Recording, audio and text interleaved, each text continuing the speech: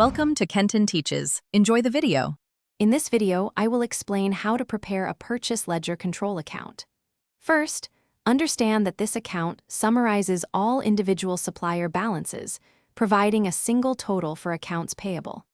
It acts as a crucial check, helping you verify the accuracy of your detailed purchase ledger.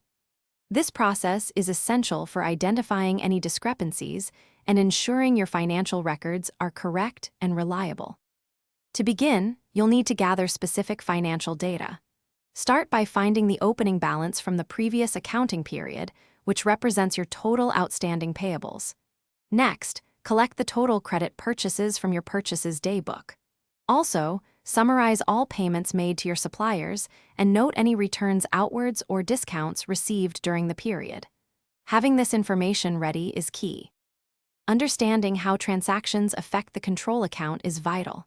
The opening balance and all credit purchases are recorded as credit entries, increasing your total payables. Conversely, payments made to suppliers are debited, reducing the amount owed. Similarly, returns outwards and any discounts received from suppliers are also recorded as debit entries. Remember, contra entries will reduce both ledgers. Finally, let's calculate the closing balance. First, sum all your credit entries, then sum all your debit entries. Subtract the total debits from the total credits to arrive at your closing balance.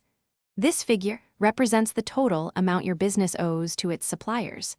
It's crucial to reconcile this balance with the sum of all individual supplier accounts to ensure accuracy. Thanks for watching. Please subscribe if this video was helpful.